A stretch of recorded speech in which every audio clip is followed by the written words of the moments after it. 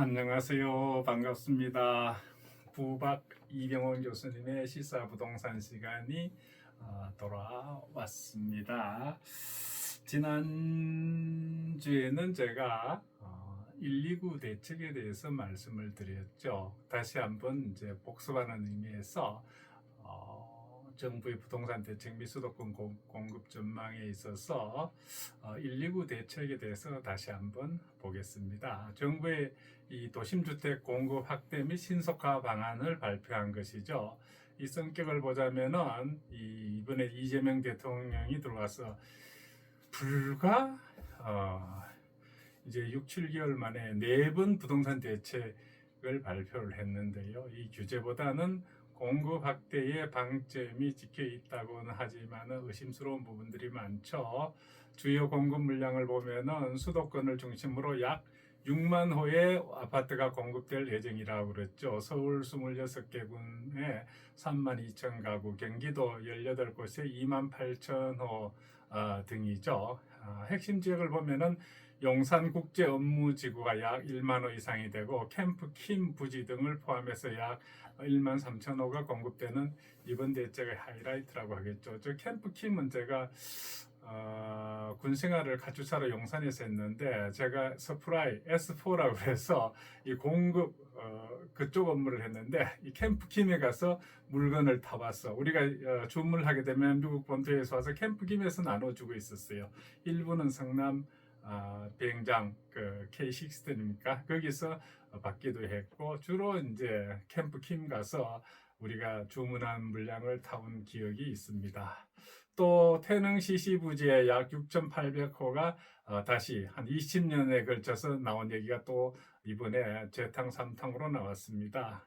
그리고 기타 성남의 금토동, 여수동 판교 인근에 있습니다. 그리고 동작구 국방연구원 부지, 그리고 강서구, 금천구, 군부대 유휴부지 등이 포함되어 있죠.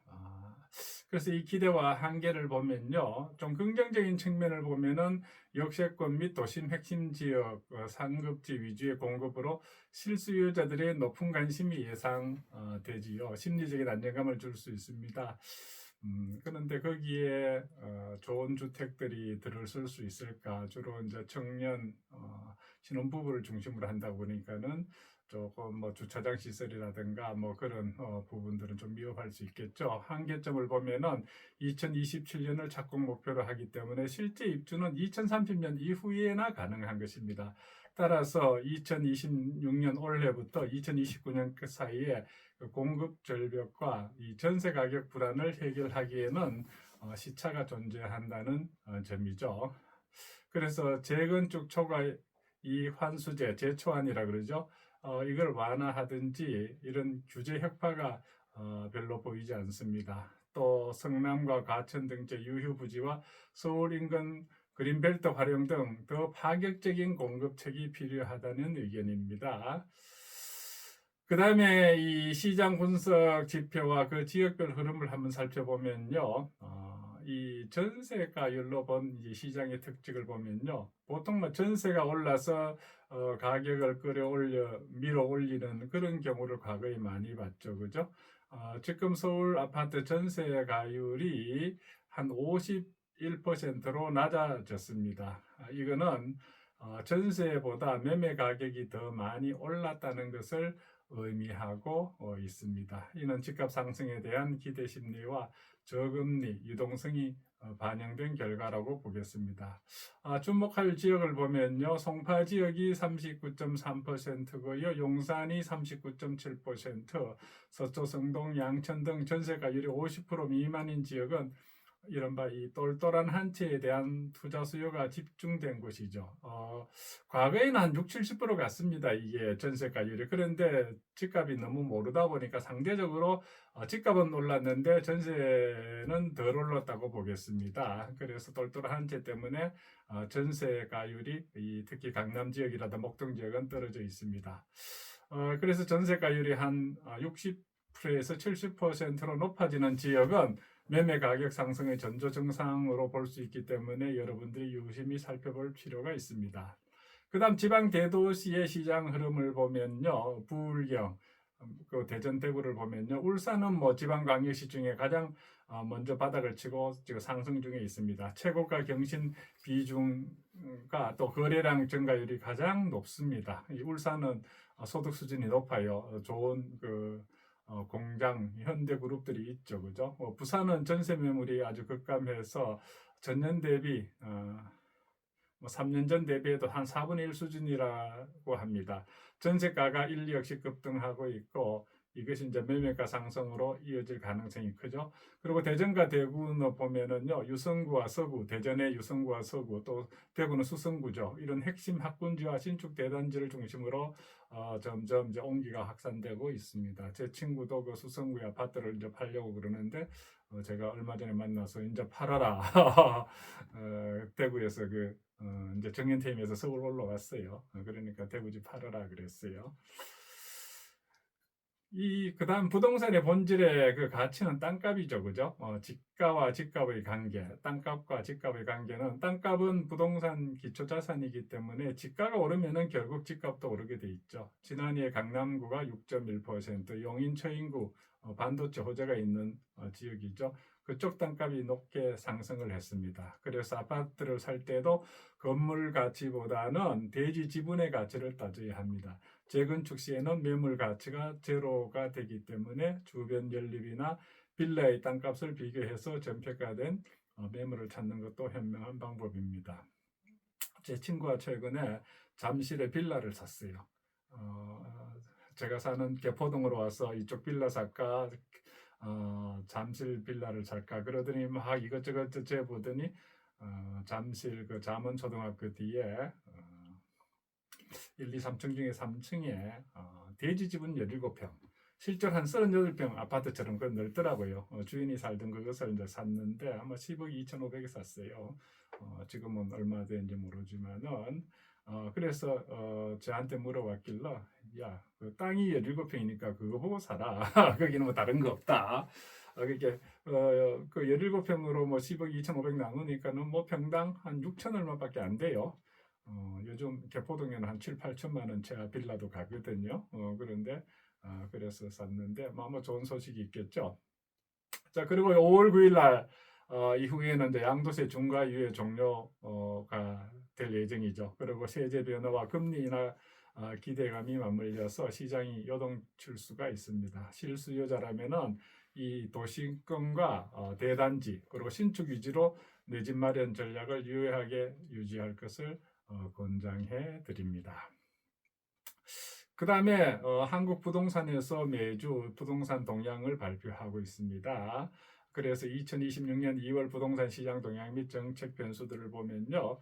아파트 가격 동향은 보합권 유지와 양극화를 보이고 있습니다. 매매 및 전세 시장을 보면은 2월 첫째 주에 전국 매매가가 0.09%, 또 전세가가 0.08% 상승세가 좀 미미하면서 강보합 수준을 보이고 있습니다. 본격적인 이사철 전이라서 변동폭은 크지 않는 것 같습니다.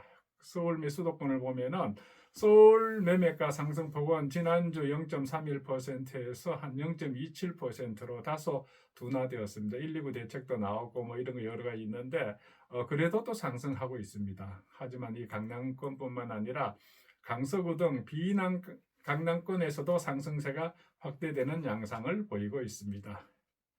그래서 이 공급 대책 한계와 전세가가 불안한 측면을 보이는데 서울은 매년 약 4만 가구의 아파트 공급이 필요하지만은 현재 정부의 공급 계획은 양적으로 턱없이 부족합니다. 그래서 또 2027년까지 6만 가구 착공을 목표로 해도 실제 입주는 2030년경이나 가능하기 때문에 단기적인 전세가와 집값 안정 효과는 미약한 것으로 보입니다. 6만호 한다 그랬는 것이 뭐 27년도 착공을 목표로 한다고 그러니까 지으려면은 아파트는 빵이 아니죠. 그러니까는 3, 4년 걸리니까 2030년까지는 공급이 거의 없다고 보면 되겠습니다. 그리고 5월 9일 날 양도세 중과 유예 종료가 되죠. 그죠? 종료될 가능성이 높다고 그러죠. 그렇다면 매물 증가 가능성이 있죠. 그래서 다주택자들이 매물을 내놓을 유인은 생겼어요. 과거 데이터에 따르면 약 20% 정도의 매물 증가가 예상됩니다. 그 전에도 뭐 문재인 대통령 때 그런 거 했을 때에 뭐 39, 다가구 주택자들이 서울 시내 한 38, 9만 대 있는 것이 37, 8만으로 줄어들긴 했습니다만은 미미하더라고 줄어드는 게. 이번에도 그러면 5월 9일 이전으로 매물이 조금은 나오고 있습니다만은 얼마나 소화가 될지 잘 모르겠습니다. 그래서 매물이 증가하더라도 실수요자가 이를 소화할 수 있는 인기 지역은 연착륙하겠지만 그렇지 못한 지역 가격 조정 가능성이 있습니다. 이 시기가 이제 무주택 실소유자에게는 내 집 마련의 기회가 될 수 있습니다. 그 전에도 제가 말씀드렸지만은 이제 똘똘한 한 채로 가는 거죠. 다가구 주택 하나 팔으려면 어디 그 팔겠습니까? 강남 지역 거는 팔지 않고 강남 외의 지역 거를 팔 거란 말이죠. 그 누굽니까? 청와대 뭐 그 대변인입니까? 강유정이라는 그분 보니까는 아마 강남대 교수를 해서 그러는지 강남 서초구에 집이 한 채가 있고 한강변에 있다고 그러더군요. 그리고 용인 직장이 있었던 거기 한 채가 있었죠. 그렇게 뭐 그걸 그냥 조용히 팔면 되지. 그걸 내가 청와대 대변인이라고 판다 그러면서 보니까 서초구에 한 채, 용인에 한 채. 그럼 서초구 팔지 않고 용인 거 팔게 돼. 그 왜 서울 용인 거 팔기는 용인거 팔더라도 뭐 나 서초구 거 팔겠다 그렇게 얘기했으면 더 모양새가 좋았는데 똘똘한 한 채 두고 용인 거 팔겠다고 하는 거 보니까는 일단은 그런 다주택자가 청와대 고위직에 지명됐다는 것이 문제고, 또 그래갖고 대통령이 다주택자 팔으라고 그러니까는 마지못해서 이제 판다는 것이 용인 거 팔겠다고, 그거 참 보기가 안 좋았습니다. 2026년 부동산 시장을 관통하는 한 5가지 핵심 키워드를 보면요. 일단은 한강변의 가치와 주거의 질입니다. 한강 조망권과 공원의 가치가 아파트 가격에 미치는 영향이 커지고 있습니다. 강남권의 경우에 한강 조망 여부에 따라서 가격 차이가 최고 20%까지 발생합니다. 이러한 현상은 비강남권 한강변 단지로도 확산되고 있습니다. 또 용인의 처인구 등 반도체 클러스터 호재가 있죠. 경기도 용인시 처인구는 이 반도체 클러스터와 실리콘 신도시 조성, 또 철도망 확충 호재로 집가 상승률 1위를 기록하고 있습니다. 땅값이 오르는 지역은 결국 아파트 값도 상승할 가능성이 매우 큽니다. 또 세브란스 병원 등 대형 병원이 인접한 그 용인 동백지구 등의 주거 가치가 강조되고 있습니다. 그 다음에 모아타운, 신통지역 등 이 소규모 정비 사업을 보면요. 대규모 재건축이 어려운 노후 주거지 대안으로 모아타운, 모아주택, 신속통합기획, 신통기획이라 그러죠. 이게 적용되는 지역을 여러분 눈여겨봐야 됩니다. 우리 이제 오세훈 시장이 언제까지 할지 모르겠지만은 이 서울시장의 교체와 관계없이 서울의 주택 공급을 늘리기 위해 필수적인 사업들이 이거죠, 그죠? 특히 대규모 재건축 단지 인근의 이주 수요를 흡수할 수 있는 지역이 유리합니다. 또 신설 역세권 및 교통망 확충면에 보면은 서울시 홈페이지 등을 통해서 공개되는 그 신설 역세권 정보를 여러분 주목해 볼 필요가 있습니다. 역세권 개발은 집가와 집값을 한 20-30% 상승시킬 수 있는 가장 확실한 호재이죠. 그 다음에 똘똘한 한 채, 초양극화 심화와 이 똘똘한 한 채에 대해서 보면은 이재명 정부의 부동산 정책 기조 속에서도 이 강남, 마용성, 마포, 용산, 성동 등 핵심 입지의 선호도는 떡 공고해지고 있습니다. 다주택자들이 비핵심 지역의 매물을 정리하고 핵심지로 자산을 집중하는 똘똘한 한 채 현상이 더욱 심화될 것입니다. 대통령이 똘똘한 한 채 있는 쪽으로 가는 것도 안 좋을 것이다 그랬는데 본인도 똘똘한 한 채 인천에 국회의원 하면서도 분당 아파트를 팔겠다 그런 거 안 팔았죠, 그죠? 이제 현재 시장은 이제 규제와 공급 부족이 맞물려 있습니다. 또 양도세 중과 유예 종료 시점이 시장의 변곡점이 될 것인데요. 무주택자는 이 핵심지의 매물 출회 시기를 기회로 삼고 투자자는 반도체 호재나 소규모 정비 사업 지역을 선별적으로 접근해야 할 것입니다. 그 다음 서울 정비 사업의 현주소와 제도적인 장애물들에 대해서 보면은요. 이 공공성 강화라는 명분과 또 그 사업성이 저하된다는 문제죠. 현 정부는 이 재개발 재건축 활성화를 말하지만은 실제로는 이제 공공 재개발 재건축 위주의 정책을 펼치고 있습니다. 용적률을 높여주는 대신에 기부 체납이나 공공 임대주택 비중을 대폭 늘려서 분양 수익의 상당 부분을 공공이 가져가는 구조입니다. 이는 민간 조합원들에게 큰 부담이 되어서 사업 진행을 어렵게 합니다. 이 공공성이 좋은 건 좋죠. 그런데 이 개포동에서 한 5분 10분만 가면은 서초 저쪽에 내곡동 이쪽으로 갈 수 있고 또 우면동 쪽으로 갈 수 있습니다. 거기 보면 비교적 새 아파트들이 많아요. 개포동이나 거기는 뭐 큰 차이 없는데 아파트 가격이 10억 이상 나요. 같은 평수에. 그 왜 그럴까 봤더니 그 아파트를 지을 때에 임대주택 비율을 많이 좀 높인 것 같아요.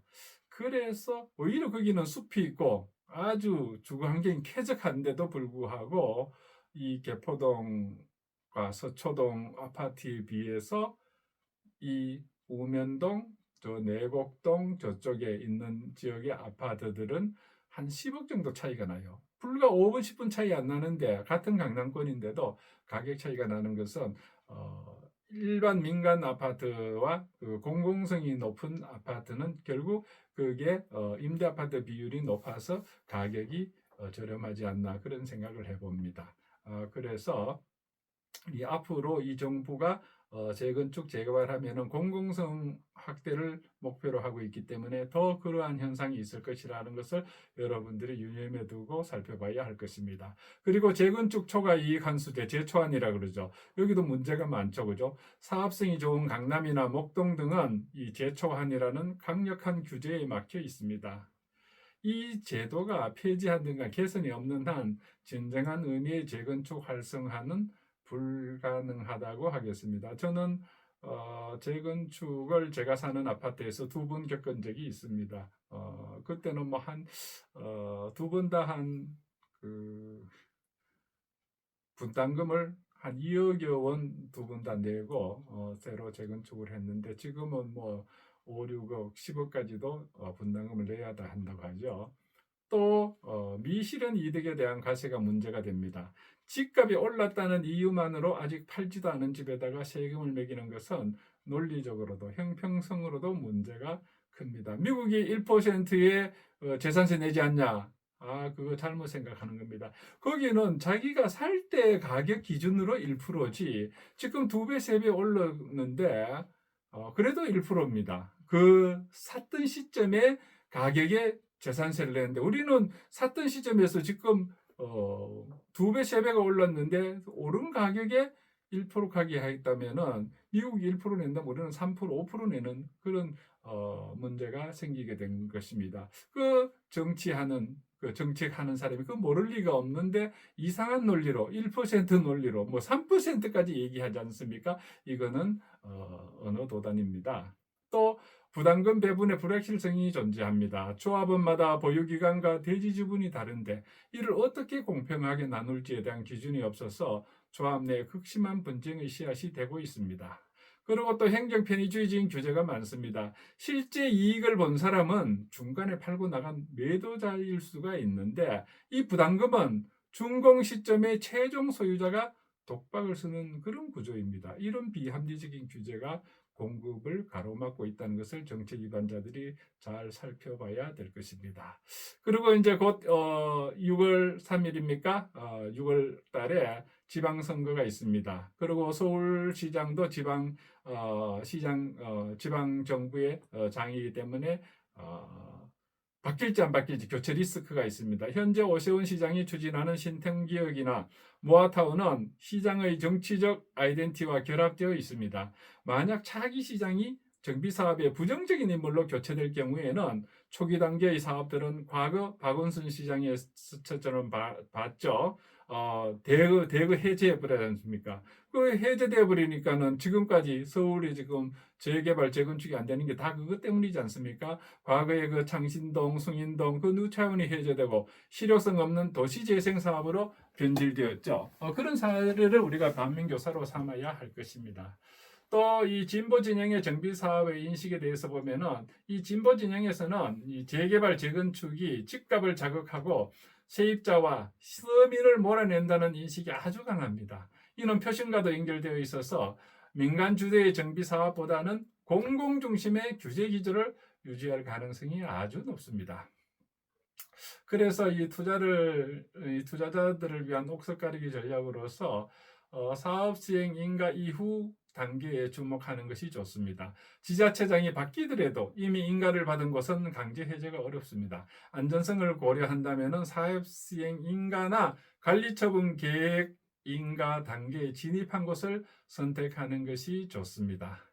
또 신축 아파트의 희소성, 얼죽신이라고 그러죠. 얼어 죽어도 신축 아파트라고 그러죠. 그죠? 정비 사업이 어려워질수록 서울 시내의 신축 아파트의 가치는 더욱 높아질 것입니다. 서울 아파트 중에 10년 이내의 신축 비중은 매우 낮기 때문에 희소성에 기반한 가격 상승은 지속될 수가 있습니다. 이제 향후 5년 이상 서울 정비 사업 시장은 험난한 여정이 예상되기 때문에 막연한 기대보다는 제도적, 정치적 리스크를 피할 수 있는 안전한 매물 위주로 접근해야 합니다.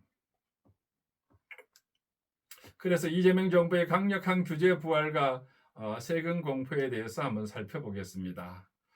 지금 이제 이재명 정부 들어온 지 6월 달부터 지금 이제 1월 지났으니까는 7개월이 지났습니까? 4번의 부동산 정책을 발표했습니다. 문재인 정부 규제 압축적 부활입니다. 문재인 정부는 그때그때 땜빵을 했는데 이거는 이재명 정부는 한 번 발표할 때마다 왕팡팡 해갖고 참 이 부동산을 보는 우리로서는 참 안타깝기도 하고 오히려 문재인 정부의 그 정책을 반면교사 삼아서 가급적 정책을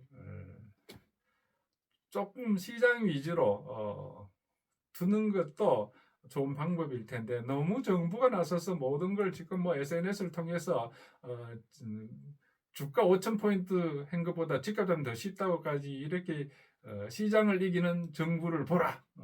정부 이기는 시장 없다면서 하는 것은 상당히 제가 보기에는 맞지 않는 얘기 같아요. 현재 이재명 정부는 집권 반년 만에 과거 문재인 정부 5년 동안 나왔던 이 강력한 규제들을 매우 빠른 속도로 압축해서 내놓고 있습니다. 2026년 6월 지방선거 이후에는 본격적인 보유세 인상과 더불어서 양도소득세 강화가 예상됩니다. 그래서 이런 것들이 다 거주 이전의 자유를 침해하는 것이 아닌가 상당히 우려됩니다. 일시적 2주택 규제도 강화하고 있죠. 현재 3년인 처분기한이 다시 1년으로 축소될 가능성이 있습니다. 주택 갈아타기를 고려한다면 규제 변경 전에 서두르는 것이 안전하죠. 또 장기 보유 특별공제, 장특공이라 그러죠. 이걸 또 개편한다고 그러죠. 현재 보유 기간에 비해서 10년 하면 40%, 또 거주 10년 하면 40%, 80% 장특공이 있는데 이 보유 요건을 없애고 오직 실거주 기간에만 혜택을 주는 방식으로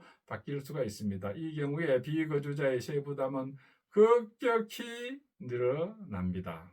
또 최종 1주택 규정 부활 가능성이 있습니다. 다주택자가 주택을 처분하고 마지막 1주택이 된 시점부터 비과세 보유기간을 다시 계산하는 양포세무사, 양산법안이 재등장할 수가 있죠. 그리고 지방선거, 6월 선거 이후면은 이제 세금 공포가 다가오고 있죠. 지방선거 전까지는 정부가 말을 아끼겠지만은 선거가 끝나면은 이 문재인 정부 때도 없었던 참신한 방식의 새로운 규제들이 쏟아질 수 있다는 점이 가장 큰 공포죠. 그리고 재개발, 재건축 투자 전략 및 지역별 옥석 가리기에 보면은 강북은 재개발이 유리하죠. 또 재건축의 한계는 이 재건축 초과 이익 환수제, 재초환 이슈와 투기 과열 지구 내의 조합원 지위 양도 금지 규정이 아주 강력합니다. 그래서 강북 지역은 재건축보다 재개발 선택지가 많고 또 토지거래 허가 구역이라 하더라도 다세대 다가구 등은 실거주 의무 없이 투자가 가능하다는 장점이 있습니다. 그래서 차기 서울시장이 누가 되느냐에 따라 정비 사업의 운명이 가릴 수가 있습니다. 어쩌면은 진보 진영에서의 서울시장이 나온다면은 박원순 시즌 2가 될 우려가 있습니다. 시장이 바뀌어도 인허가권자의 다툼이 끝난 상태이기 때문에 정치적 리스크를 피하고 싶다면은 사업 시행 인가를 이미 획득한 구역을 선택하는 것이 가장 안전합니다.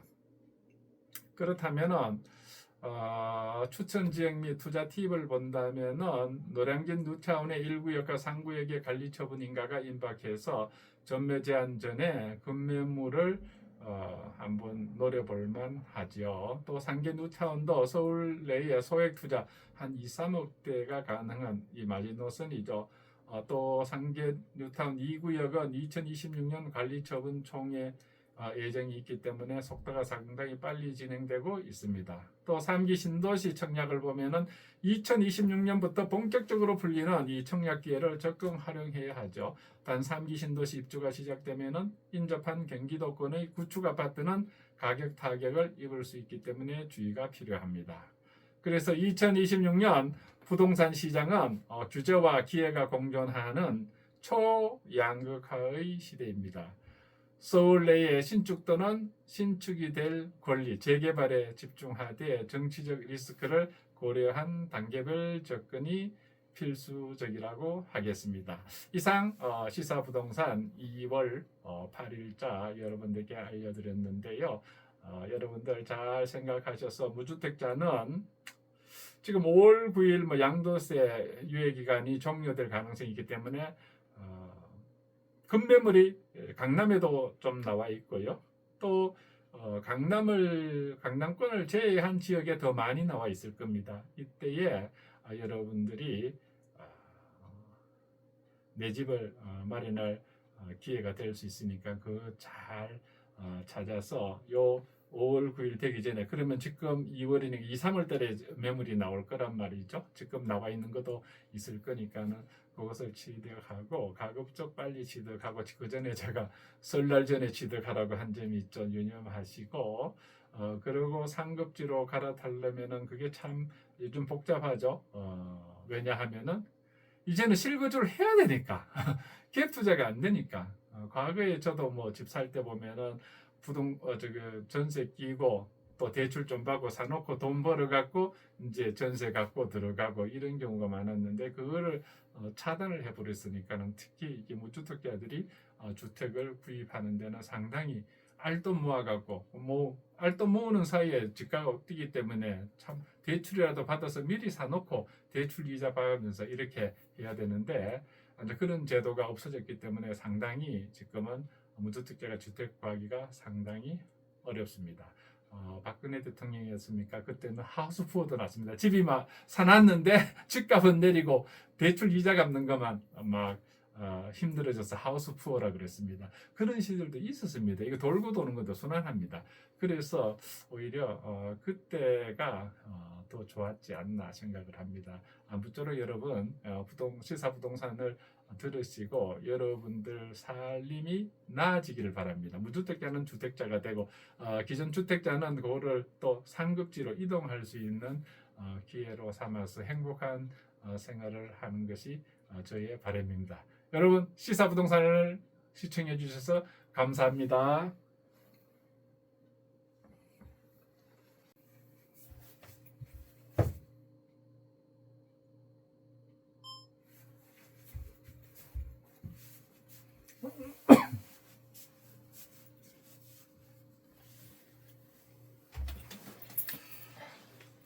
안녕하세요. 반갑습니다. 부박 이병원 교수님의 시사부동산 시간이 돌아왔습니다. 지난주에는 제가 129 대책에 대해서 말씀을 드렸죠. 다시 한번 이제 복습하는 의미에서 정부의 부동산 대책 및 수도권 공급 전망에 있어서 129 대책에 대해서 다시 한번 보겠습니다. 정부의 이 도심주택 공급 확대 및 신속화 방안을 발표한 것이죠. 이 성격을 보자면은 이번에 이재명 대통령이 들어와서 불과 이제 6, 7개월 만에 4번 부동산 대책을 규제책을 발표를 했는데요. 이 규제보다는 공급 확대에 방점이 찍혀 있다고는 하지만 의심스러운 부분들이 많죠. 주요 공급 물량을 보면은 수도권을 중심으로 약 6만 호의 아파트가 공급될 예정이라고 그랬죠. 서울 26개 군에 3만 2천 가구, 경기도 18곳에 2만 8천 호 등이죠. 핵심 지역을 보면은 용산국제업무지구가 약 1만 호 이상이 되고 캠프 킴 부지 등을 포함해서 약 1만 3천 호가 공급되는 이번 대책의 하이라이트라고 하겠죠. 저 캠프 킴은 제가 군 생활을 카투사로 용산에서 했는데 제가 서프라이 S4라고 해서 이 공급 그쪽 업무를 했는데 이 캠프 킴에 가서 물건을 타봤어. 우리가 주문을 하게 되면 미국 본토에서 와서 캠프 킴에서 나눠주고 있었어요. 일부는 성남 비행장 그 K6입니까? 거기서 받기도 했고 주로 이제 캠프 킴 가서 우리가 주문한 물량을 타온 기억이 있습니다. 또 태릉 CC 부지에 약 6,800호가 다시 한 20년에 걸쳐서 나온 얘기가 또 이번에 재탕 3탕으로 나왔습니다. 그리고 기타 성남의 금토동, 여수동 판교 인근에 있습니다. 그리고 동작구 국방연구원 부지, 그리고 강서구, 금천구, 군부대 유휴부지 등이 포함되어 있죠. 그래서 이 기대와 한계를 보면요, 좀 긍정적인 측면을 보면은 역세권 및 도심 핵심 지역 상급지 위주의 공급으로 실수요자들의 높은 관심이 예상되지요. 심리적인 안정감을 줄 수 있습니다. 그런데 거기에 좋은 주택들이 들어설 수 있을까? 주로 이제 청년 신혼부부를 중심으로 한다 보니까는 조금 뭐 주차장 시설이라든가 뭐 그런 부분들은 좀 위협할 수 있겠죠. 한계점을 보면은 2027년을 착공 목표로 하기 때문에 실제 입주는 2030년 이후에나 가능한 것입니다. 따라서 2026년 올해부터 2029년 그 사이에 공급 절벽과 이 전세 가격 불안을 해결하기에는 시차가 존재한다는 점이죠. 그래서 재건축 초과 이 환수제, 재초안이라 그러죠. 이걸 완화하든지 이런 규제 혁파가 별로 보이지 않습니다. 또 성남과 과천 등 유휴 부지와 서울 인근 그린벨트 활용 등 더 파격적인 공급책이 필요하다는 의견입니다. 그 다음에 이 시장 분석 지표와 그 지역별 흐름을 한번 살펴보면요. 이 전세가율로 본 이 시장의 특징을 보면요. 보통 뭐 전세가 올라서 가격을 밀어 올리는 그런 경우를 과거에 많이 봤죠. 그죠? 지금 서울 아파트 전세가율이 한 51%로 낮아졌습니다. 이거는 전세보다 매매 가격이 더 많이 올랐다는 것을 의미하고 있습니다. 이는 집값 상승에 대한 기대 심리와 저금리, 유동성이 반영된 결과라고 보겠습니다. 주목할 지역을 보면요. 송파 지역이 39.3%고요. 용산이 39.7%, 서초, 성동, 양천 등 전세가율이 50% 미만인 지역은 이른바 이 똘똘한 한 채에 대한 투자 수요가 집중된 곳이죠. 과거에는 한 6, 70% 갔습니다. 이게 전세가율이. 그런데 집값이 너무 모르다 보니까 상대적으로 집값은 올랐는데 전세는 덜 올랐다고 보겠습니다. 그래서 똘똘한 한 채 때문에 전세가율이 특히 강남 지역이라든 목동 지역은 떨어져 있습니다. 그래서 전세가율이 한 60%에서 70%로 높아지는 지역은 매매 가격 상승의 전조 증상으로 볼 수 있기 때문에 여러분들이 유심히 살펴볼 필요가 있습니다. 그 다음 지방 대도시의 시장 흐름을 보면요. 부울경, 그 대전 대구를 보면요. 울산은 뭐 지방광역시 중에 가장 먼저 바닥을 치고 지금 상승 중에 있습니다. 최고가 경신 비중과 또 거래량 증가율이 가장 높습니다. 이 울산은 소득 수준이 높아요. 좋은 공장, 현대 그룹들이 있죠. 그죠? 부산은 전세 매물이 아주 급감해서 전년 대비 3년 전 대비해도 한 4분의 1 수준이라고 합니다. 전세가가 1, 2억씩 급등하고 있고 이것이 이제 매매가 상승으로 이어질 가능성이 크죠. 그리고 대전과 대구는 보면은요, 유성구와 서구, 대전의 유성구와 서구, 또 대구는 수성구죠. 이런 핵심 학군지와 신축 대단지를 중심으로 점점 이제 온기가 확산되고 있습니다. 제 친구도 그 수성구의 아파트를 이제 팔려고 그러는데 제가 얼마 전에 만나서 이제 팔아라. 대구에서 이제 정년퇴임해서 서울 올라왔어요. 그러니까 대구집 팔아라 그랬어요.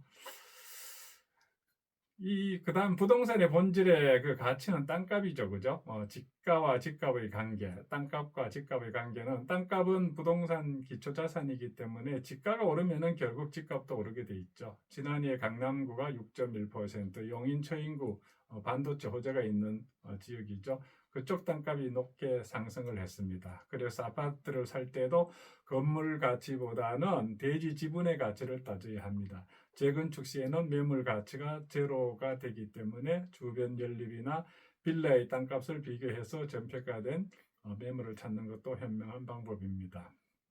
제 친구가 최근에 잠실에 빌라를 샀어요. 제가 사는 개포동으로 와서 이쪽 빌라 살까, 잠실 빌라를 살까 그러더니 막 이것저것 재보더니 잠실 그 잠원초등학교 뒤에 1, 2, 3층 중에 3층에 대지 지분 17평, 실제로 한 38평 아파트처럼 그 넓더라고요. 주인이 살던 그것을 이제 샀는데 아마 10억 2,500에 샀어요. 지금은 얼마 되는지 모르지만은 그래서 저한테 물어봤길래 야, 그 땅이 17평이니까 그거 보고 사라. 거기는 뭐 다른 거 없다. 그게 그 17평으로 뭐 10억 2,500 나누니까는 뭐 평당 한 6천 얼마밖에 안 돼요. 요즘 개포동에는 한 7, 8천만 원짜리 빌라도 가거든요. 그런데 그래서 샀는데 아마 좋은 소식이 있겠죠. 자, 그리고 5월 9일 날 이후에는 이제 양도세 중과 유예 종료가 될 예정이죠. 그리고 세제 변화와 금리 인하 기대감이 맞물려서 시장이 요동칠 수가 있습니다. 실수요자라면은 이 도심권과 대단지 그리고 신축 위주로 내 집 마련 전략을 유효하게 유지할 것을 권장해 드립니다. 그 다음에 한국 부동산에서 매주 부동산 동향을 발표하고 있습니다. 그래서 2026년 2월 부동산 시장 동향 및 정책 변수들을 보면요. 아파트 가격 동향은 보합권 유지와 양극화를 보이고 있습니다. 매매 및 전세 시장을 보면은 2월 첫째 주에 전국 매매가가 0.09%, 또 전세가가 0.08%, 상승세가 좀 미미하면서 강보합 수준을 보이고 있습니다. 본격적인 이사철 전이라서 변동폭은 크지 않는 것 같습니다. 서울 및 수도권을 보면은 서울 매매가 상승폭은 지난주 0.31%에서 한 0.27%로 다소 둔화되었습니다. 119 대책도 나오고 뭐 이런 거 여러 가지 있는데 그래도 또 상승하고 있습니다. 하지만 이 강남권뿐만 아니라 강서구 등 강남권에서도 상승세가 확대되는 양상을 보이고 있습니다. 그래서 이 공급 대책 한계와 전세가가 불안한 측면을 보이는데 서울은 매년 약 4만 가구의 아파트 공급이 필요하지만은 현재 정부의 공급 계획은 양적으로 턱없이 부족합니다. 그래서 또 2027년까지 6만 가구 착공을 목표로 해도 실제 입주는 2030년경이나 가능하기 때문에 단기적인 전세가와 집값 안정 효과는 미약한 것으로 보입니다. 그 6만호 한다 그랬는 것이 뭐 27년도 뭐 착공을 목표로 한다고 그러니까 그 뭐 지으려면은 아파트는 빵이 아니죠. 그러니까는 3, 4년 걸리니까 2030년까지는 공급이 거의 없다고 보면은 되겠습니다.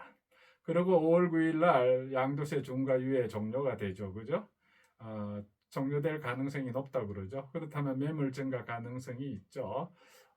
그래서 다주택자들이 매물을 내놓을 유인은 생겼어요. 과거 데이터에 따르면 약 20% 정도의 매물 증가가 예상됩니다. 그 전에도 뭐 문재인 대통령 때 그런 거 했을 때에 뭐 다가구 주택자들이 서울 시내 한 38, 9만 대 있는 것이 37, 8만으로 줄어들긴 했습니다만은 미미하더라고 줄어드는 게. 이번에도 그러면은 5월 9일 이전으로 매물이 조금은 나오고 있습니다만은 얼마나 소화가 될지 잘 모르겠습니다. 그래서 매물이 증가하더라도 실수요자가 이를 소화할 수 있는 인기 지역은 연착륙하겠지만 그렇지 못한 지역 가격 조정 가능성이 있습니다. 이 시기가 이제 무주택 실소유자에게는 내 집 마련의 기회가 될 수 있습니다. 그 전에도 제가 말씀드렸지만은 이제 똘똘한 한 채로 가는 거죠. 다가구 주택 하나 팔으려면 어느 거 팔겠습니까? 강남 지역 거는 팔지 않고 강남 외의 지역 거를 팔 거란 말이죠. 그 누굽니까? 청와대 그 대변인입니까? 강유정이라는 그분 보니까는 아마 강남대 교수를 해서 그러는지 강남 서초구에 집이 한 채가 있고 한강변에 있다고 그러더군요. 그리고 용인 직장이 있었던 거기 한 채가 있었죠. 그렇게 그거 그냥 조용히 팔면 되지. 그걸 내가 청와대 대변인이라고 판다 그러면서 보니까 서초구에 한 채, 용인에 한 채. 그럼 서초구 팔지 않고 용인급 팔게 돼. 그 왜 서울 용인급 팔기는 용인급 팔더라도 나 서초구급 팔겠다 그렇게 얘기했으면 더 모양새가 좋았는데 똘똘한 한 채 두고 용인급 팔겠다고 하는 거 보니까는 일단은 그런 다주택자가 청와대 고위직에 지명됐다는 것이 문제고 또 그래갖고 대통령이 다주택자 팔으라고 그러니까는 마지못해서 이제 판다는 것이 용인급 팔겠다고 그거 참 보기가 안 좋았습니다. 2026년 부동산 시장을 관통하는 한 5가지 핵심 키워드를 보면요. 일단은 한강변의 가치와 주거의 질입니다. 한강 조망권과 공원의 가치가 아파트 가격에 미치는 영향이 커지고 있습니다. 강남권의 경우에 한강 조망 여부에 따라서 가격 차이가 최고 20%까지 발생합니다. 이러한 현상은 비강남권 한강변 단지로도 확산되고 있습니다. 또 용인의 처인구 등 반도체 클러스터 호재가 있죠. 경기도 용인시 처인구는 이 반도체 클러스터와 실리콘 신도시 조성, 또 철도망 확충 호재로 집가 상승률 1위를 기록하고 있습니다. 땅값이 오르는 지역은 결국 아파트값도 상승할 가능성이 매우 큽니다. 또 세브란스 병원 등 대형 병원이 인접한 그 용인 동백지구 등의 주거 가치가 강조되고 있습니다. 그 다음에 모아타운, 신통지역 등 이 소규모 정비 사업을 보면요. 대규모 재건축이 어려운 노후 주거지의 대안으로 모아타운, 모아주택, 신속통합기획, 신통기획이라 그러죠. 이게 적용되는 지역을 여러분 눈여겨봐야 됩니다.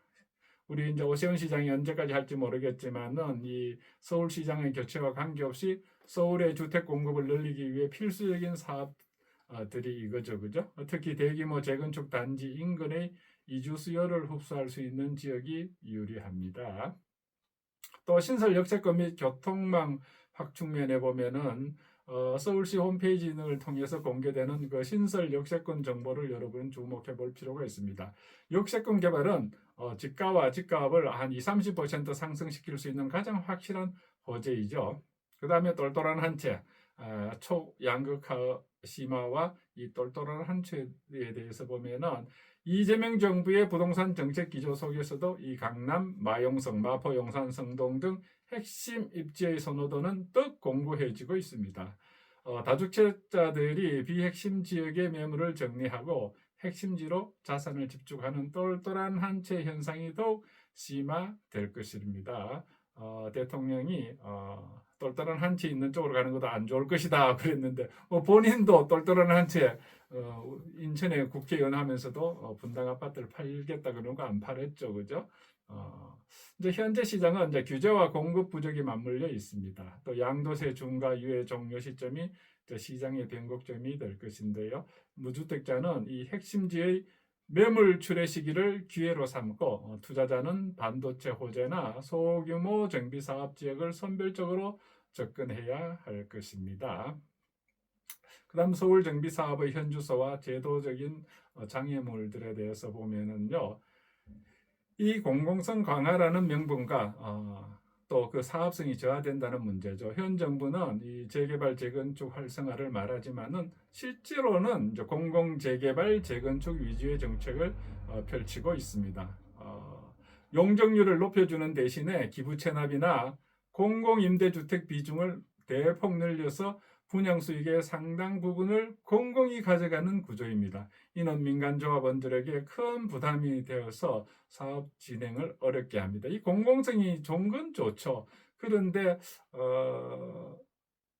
이 개포동에서 한 5분 10분만 가면은 서초 저쪽에 내곡동 이쪽으로 갈 수 있고 또 우면동 쪽으로 갈 수 있습니다. 거기 보면 비교적 새 아파트들이 많아요. 개포동이나 거기는 뭐 큰 차이 없는데 어, 아파트 가격이 10억 이상 나요. 같은 평수에. 그 왜 그럴까 봤더니 그 아파트를 지을 때에 임대주택 비율을 많이 좀 높인 것 같아요.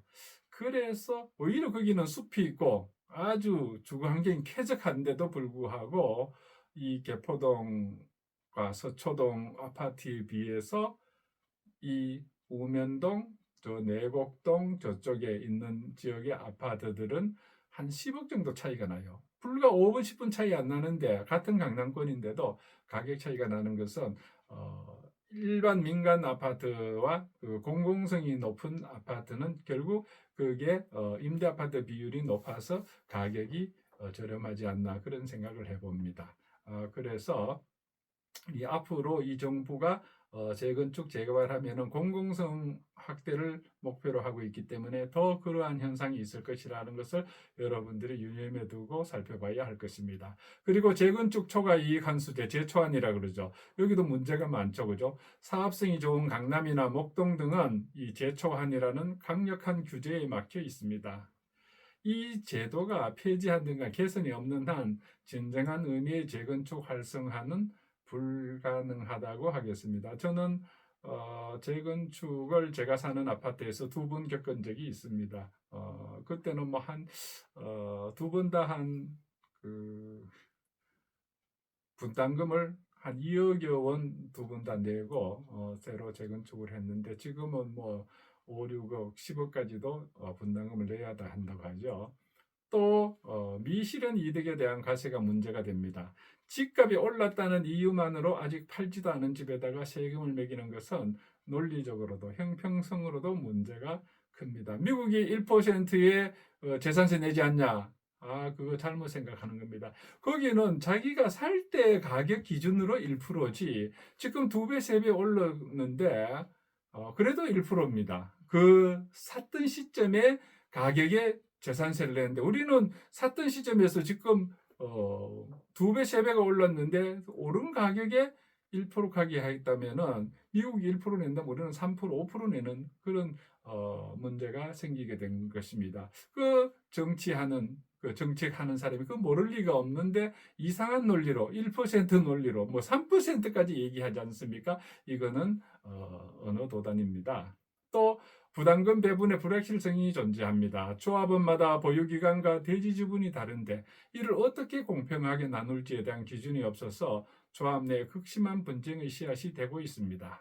그리고 또 행정 편의주의적인 규제가 많습니다. 실제 이익을 본 사람은 중간에 팔고 나간 매도자일 수가 있는데 이 부담금은 준공 시점에 최종 소유자가 독박을 쓰는 그런 구조입니다. 이런 비합리적인 규제가 공급을 가로막고 있다는 것을 정책 위반자들이 잘 살펴봐야 될 것입니다. 그리고 이제 곧 6월 3일입니까? 6월 달에 지방선거가 있습니다. 그리고 서울시장도 지방 정부의 장이기 때문에 바뀔지 안 바뀔지 교체 리스크가 있습니다. 현재 오세훈 시장이 추진하는 신통기획이나 모아타운은 시장의 정치적 아이덴티티와 결합되어 있습니다. 만약 차기 시장이 정비사업에 부정적인 인물로 교체될 경우에는 초기 단계의 사업들은 과거 박원순 시장의 스처처럼 봤죠. 대거 해제해버리지 않습니까? 그 해제되어 버리니까는 지금까지 서울이 지금 재개발, 재건축이 안 되는 게 다 그것 때문이지 않습니까? 과거에 그 창신동, 숭인동 그 누차원이 해제되고 실효성 없는 도시재생 사업으로 변질되었죠. 그런 사례를 우리가 반면교사로 삼아야 할 것입니다. 또 이 진보 진영의 정비 사업의 인식에 대해서 보면은 이 진보 진영에서는 이 재개발 재건축이 집값을 자극하고 세입자와 서민을 몰아낸다는 인식이 아주 강합니다. 이는 표심과도 연결되어 있어서 민간 주도의 정비 사업보다는 공공 중심의 규제 기조를 유지할 가능성이 아주 높습니다. 그래서 이 투자자들을 위한 옥석 가리기 전략으로서 사업 시행 인가 이후 단계에 주목하는 것이 좋습니다. 지자체장이 바뀌더라도 이미 인가를 받은 곳은 강제 해제가 어렵습니다. 안전성을 고려한다면 사업 시행 인가나 관리처분 계획 인가 단계에 진입한 곳을 선택하는 것이 좋습니다. 또 신축 아파트의 희소성, 얼죽신이라 그러죠. 얼어 죽어도 신축 아파트라 그러죠. 그죠? 정비 사업이 어려워질수록 서울 시내의 신축 아파트의 가치는 더욱 높아질 것입니다. 서울 아파트 중에 10년 이내의 신축 비중은 매우 낮기 때문에 희소성에 기반한 가격 상승은 지속될 수가 있습니다. 이제 향후 5년 이상 서울 정비 사업 시장은 험난한 여정이 예상되기 때문에 막연한 기대보다는 제도적, 정치적 리스크를 피할 수 있는 안전한 매물 위주로 접근해야 합니다. 그래서 이재명 정부의 강력한 규제 부활과 세금 공포에 대해서 한번 살펴보겠습니다. 지금 이제 이재명 정부 들어온 지 6월 달부터 지금 이제 1월 지났으니까는 7개월이 지났으니까 4번의 부동산 정책을 발표했습니다. 문재인 정부 규제 압축적 부활입니다. 문재인 정부는 그때그보다 땜빵을 했는데 이거는 이재명 정부는 한 번 발표할 때마다 왕팡팡 해갖고 참 이 부동산을 보는 우리로서는 참 안타깝기도 하고 오히려 문재인 정부의 그 정책을 반면교사 삼아서 가급적 정책을 조금 시장 위주로 두는 것도 좋은 방법일 텐데 너무 정부가 나서서 모든 걸 지금 뭐 SNS를 통해서 주가 5,000포인트 한 것보다 집값은 더 쉽다고까지 이렇게 시장을 이기는 정부를 보라. 정부 이기는 시장 없다면서 하는 것은 상당히 제가 보기에는 맞지 않는 얘기 같아요. 현재 이재명 정부는 집권 반년 만에 과거 문재인 정부 5년 동안 나왔던 이 강력한 규제들을 매우 빠른 속도로 압축해서 내놓고 있습니다. 2026년 6월 지방선거 이후에는 본격적인 보유세 인상과 더불어서 양도소득세 강화가 예상됩니다. 그래서 이런 것들이 다 거주 이전의 자유를 침해하는 것이 아닌가 상당히 우려됩니다. 일시적 2주택 규제도 강화하고 있죠. 현재 3년인 처분기한이 다시 1년으로 축소될 가능성이 있습니다. 주택 갈아타기를 고려한다면 규제 변경 전에 서두르는 것이 안전하죠. 또 장기 보유 특별공제, 장특공이라 그러죠. 이걸 또 개편한다고 그러죠. 현재 보유 기간에 비해서 10년 하면 40%, 또 거주 10년 하면 40%, 80% 장특공이 있는데 이 보유 요건을 없애고 오직 실거주 기간에만 혜택을 주는 방식으로 바뀔 수가 있습니다. 이 경우에 비거주자의 세부담은 급격히 늘어납니다. 또 최종 1주택 규정 부활 가능성이 있습니다. 다주택자가 주택을 처분하고 마지막 1주택이 된 시점부터 비과세 보유기간을 다시 계산하는 양포세무사, 양산법안이 재등장할 수가 있죠. 그리고 지방선거, 6월 선거 이후면은 이제 세금 공포가 다가오고 있죠. 지방선거 전까지는 정부가 말을 아끼겠지만은 선거가 끝나면은 이 문재인 정부 때도 없었던 참신한 방식의 새로운 규제들이 쏟아질 수 있다는 점이 가장 큰 공포죠. 그리고 재개발, 재건축 투자 전략 및 지역별 옥석 가리기에 보면은 강북은 재개발이 유리하죠. 또 재건축의 한계는 이 재건축 초과 이익 환수제, 재초환 이슈와 투기 과열 지구 내의 조합원 지위 양도 금지 규정이 아주 강력합니다. 그래서 강북 지역은 재건축보다 재개발 선택지가 많고 또 토지거래 허가 구역이라 하더라도 다세대 다가구 등은 실거주 의무 없이 투자가 가능하다는 장점이 있습니다. 그래서 차기 서울시장이 누가 되느냐에 따라 정비사업의 운명이 가릴 수가 있습니다. 어쩌면은 진보 진영에서의 서울시장이 나온다면은 박원순 시즌2가 될 우려가 있습니다. 시장이 바뀌어도 인허가권자의 다툼이 끝난 상태이기 때문에 정치적 리스크를 피하고 싶다면 사업 시행 인가를 이미 획득한 구역을 선택하는 것이 가장 안전합니다. 그렇다면 추천 지역 및 투자 팁을 본다면은 노량진 뉴타운의 1구역과 3구역의 관리 처분 인가가 임박해서 전매 제한 전에 급매물을 한번 노려볼 만하죠. 또 상계 뉴타운도 서울 내에 소액 투자 한 2, 3억대가 가능한 이 마지노선이죠. 또 상계 뉴타운 2구역은 2026년 관리처분 총회 예정이 있기 때문에 속도가 상당히 빨리 진행되고 있습니다. 또 3기 신도시 청약을 보면은 2026년부터 본격적으로 풀리는 이 청약 기회를 적극 활용해야 하죠. 단 3기 신도시 입주가 시작되면은 인접한 경기도권의 구축 아파트는 가격 타격을 입을 수 있기 때문에 주의가 필요합니다. 그래서 2026년 부동산 시장은 규제와 기회가 공존하는 초양극화의 시대입니다.